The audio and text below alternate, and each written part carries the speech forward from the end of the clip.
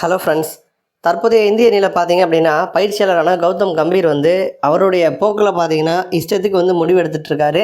சடனாக வந்து ஒரு பிடிச்ச பிளேயர் அப்படின்னா கண்டினியூஸாக வாய்ப்பு தராரு, பிடிக்கல அப்படின்னா உடனே வந்து தூக்கிறாரு, சீனியர்னு கூட வந்து பார்க்க மாட்டாரு. இந்த மாதிரி பலவிதமான விமர்சனங்கள் கம்பீர் மேலே வந்து உண்டாயிட்டு இருக்கு. அந்த மாதிரி சூழலில் இப்போ நம்ம சாம்பியன்ஸ் டிராஃபிக்கான ஸ்குவாட்லையுமே பார்த்தீங்கன்னா ஸ்பின் பவுலருக்கு தான் வந்து அதிகமான முக்கியத்துவம் கொடுத்துருக்காங்க, அதிகமான பேர் வந்து இருக்காங்க.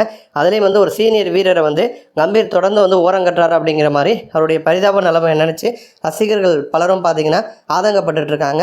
இப்போ நம்ம சாம்பியன் டிராஃபிக்கான ஸ்குவாடில் வந்து 5 ஸ்பின்னர்ஸ் வந்து இருக்காங்க. யார் யார் அப்படின்னா 3 பிளேயர் வந்து ஆல்ரவுண்டராக இருக்காங்க. ஜடேஜா, அக்சர் பட்டேல், வாஷிங்டன் சுந்தர்.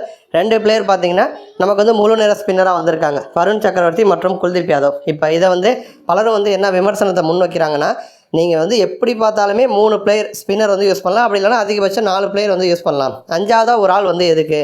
அதுக்கு பதிலாக வந்து ஒரு மாற்று பேட்டரையோ இல்லைனா ஒரு ஃபாஸ்ட் பவுலரையோ வந்து பேக்கப்புக்கு வச்சுருந்தோம் அப்படின்னா அது நமக்கு தானே நல்லது அப்படிங்கிற மாதிரி தான் பலரும் வந்து கேள்வி எழுப்புறாங்க. இப்போ எல்லோரும் கேட்குற மாதிரி ஜடேஜா, அக்சர் பட்டேல் 2 பேரும் பிளேயிங் லெவலில் இருக்க போகிறாங்க.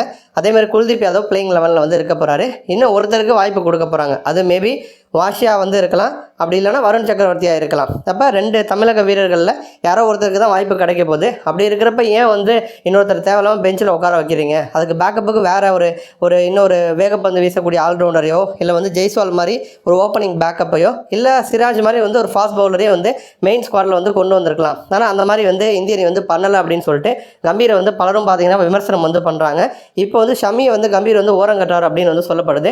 பயிற்சி தொடர்ந்து இந்திய அணி வந்து எடுத்து வந்துட்டு இருக்காங்க. அதில் வந்து ஷமியை வந்து பெருசாக வந்து ப்ராக்டிஸ் பண்ண விடாமல் ஷமியை மட்டும் வந்து கண்டுக்காமல் ஹர்ஷித் ராணா பக்கத்திலே வந்து கம்பீர் இருக்கார் அப்படிங்கிற மாதிரி ஒரு குற்றச்சாட்டு இப்போ வந்து முன்வைக்கப்படுது. ஏன்னா வந்து இப்போ கம்பீர் வந்து பயிற்சியாளராக வந்த பிறகு 2 வீரர்களுக்கு இந்திய அணியில் அதிகமான வாய்ப்பு கிடச்சிட்ருக்கு. ஒருத்தர் வந்து வருண் சக்கரவர்த்தி, இன்னொருத்தர் வந்து ஹர்ஷித் ராணா. இப்போ வந்து சம்மந்தமே இல்லாமல் வருணை இப்போ பிளேயிங் லெவலில் அந்த மெயின் ஸ்குவாடுக்குள்ளே கம்பீர் கொண்டு வந்தார். அதேமாதிரி ஹர்ஷித் ராணாவையும் வந்து சம்மந்தம் இல்லாமல் தான் கொண்டு வந்திருக்காரு. இப்போ சிராஜ் வந்து சப்ஸ்டியூட்டான், ஆனால் வந்து ஹர்ஷித் ராணா வந்து மெயின் பிளேயிங் லெவலில் வந்து இருப்பாராம். ஸோ இது முடிவு அப்படின்னு பலரும் வந்து கேள்வி எழுப்புறாங்க. ஏன்னா வந்து இப்போதைக்கு 3 வேகப்பந்து வீச்சாளர்கள் தான் இருக்காங்க, ஹர்ஷ்தீப் சிங், ஹர்ஷித் ராணா, ஷமி. இப்போ நம்ம இந்தியா ஆட போகிறது எல்லாமே துபாய் கிரவுண்ட்ஸில். துபாயில் ஃபாஸ்ட் பவுலிங்கோட ஸ்பின்னருக்கு தான் வந்து சாதகமாக சூழல் வந்து இருக்கும். அதனால் பார்த்தீங்கன்னா எப்படியும் வந்து ஒரு 3 ஸ்பின்னர் இல்லை 4 ஸ்பின்னர் பார்த்தீங்கன்னா நமக்கு வந்து மெயின் பிளேயிங் லெவலில் இருக்க போகிறாங்க. அப்போ 2 வேகப்பந்து வீச்சாளர்களை தான் அதிகமாக வந்து பயன்படுத்துவாங்க. அப்போ அந்த 2 பேர் யார் அப்படின்னு பார்த்தா ஷமி, ஹர்ஷித் ராணா, ஹர்ஷ்தீப் சிங். 3 பேரில் வந்து ஷமியை ஓரங்கட்ட தான் கம்பீர் வந்து ட்ரை பண்ணுறான். இதற்கு முன்னாடியும் பார்த்தீங்கன்னா நம்ம இங்கிலாந்து அன்றைக்கி எதிரான T20 தொடரில் வந்து ஷமிக்கு வாய்ப்பே கொடுக்கல. ஓடிஐ தொடர்லையுமே 3 போட்டியிலையுமே வந்து ஷமிக்கு வந்து பெருசாக வந்து வாய்ப்பு கொடுக்கல. அதேமாதிரி ஷமியை பெருசாக பயன்படுத்தலை, அவர் வந்து கண்டுக்கவே இல்லை, அவர் ஃபார்முக்கும் வரலை.